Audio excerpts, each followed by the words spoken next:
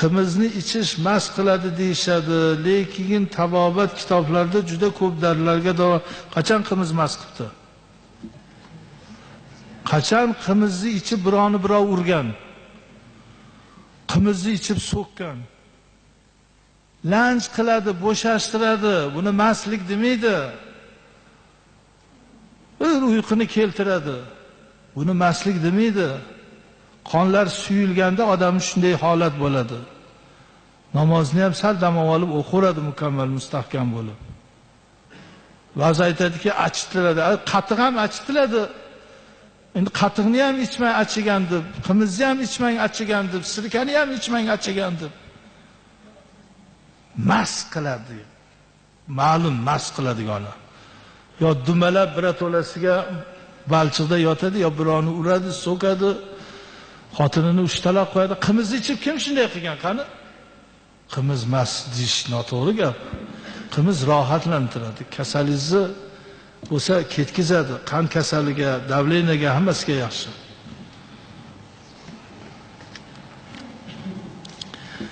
Endi qimizga ham boshlanibdi.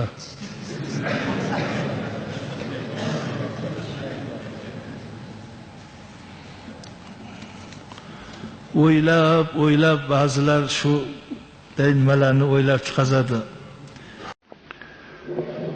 Bir kuni bir odam o'zini onasini menga yomonlab, qaynanasini juda maqtab ketdi. Meni onam deydi, ahmoqroq odam deydi, ayol deydi. Qaynanam nihoyatda aqlli, o'qimishli odam gapiryapti, o'qimishli odam. Qaynanam o'g'lima, qaynanam undoq, onam meni o'qimaganam, onam juda ham johila deydi. O'sha johil esi past o'tgan onangni qadamini ostida jannat, aqlli qaynanangni oyog'ini ostida emas. Do'stim, ja o'qib zo'r bo'lib ketibsan dedim. O'sha aqli past onangni qadamini ostida jannat. Dono bo'lgan, aqlli bo'lgan qaynanangni qadamini ostida emas. O'sha seni jon berib, jon olib, ko'tarib yurib, qiynalib tuqqan onangni qadamini ostida. Qaynanayniki o'zini o'g'liniki uning oyog'ini ostida. Shunday gumrohlar bor. Onasi bilan qaynanasini farqiga bormay qolgan. Onadan shunchalik xabar olmaydiki, qaynanadan ko'p xabar oladi. Yo'q.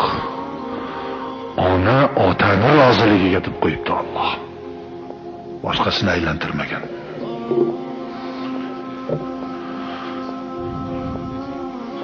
Gapini qilmang onani. Ona aytgan ishlarni qilmang. Pul ham bermang.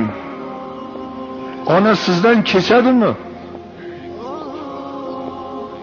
Endi hayotda qizini qo'yib yuboringchi. O'sha aqlli qaynanangizni qizini qo'yib yuboringchi. Eng birinchi bo'lib qarg'aydigan o'sha bo'ladi. Onangizni ming marta xafa qilib, bir marta oyijon desangiz, bolaga jonim deydi. Onangizdan bekitib yedirib bolalaringizga, xotinlaringizga olib kelib berib yedirganingizda o'sha sizni topganlaringizni yeganlar esiga kelmay qolgan paytda onangiz bolam kelmay yotibdi deb kutib o'tiradi.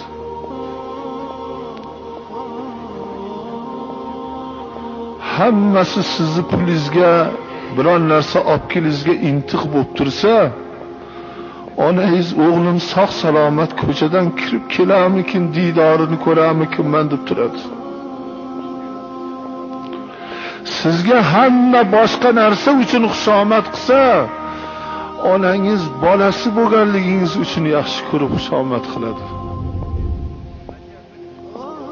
Hech kimni onaga teng qilmang.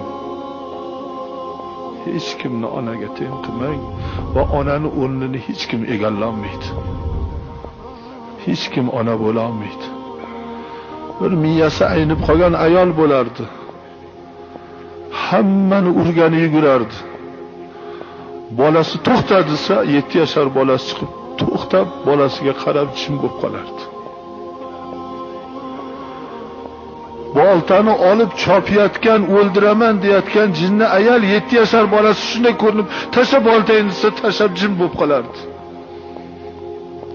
O'sha miyasi aynigan ham bolasini yaxshi ko'radi. Bolasini taniydi.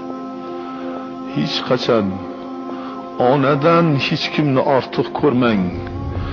Onangizdan bolangizni, xotiningizni, qaynonangizni ortiq ko'rdingizmi? Siz 3-10 darajadagi odam bo'lib qolasiz Alloh taolo huzurida.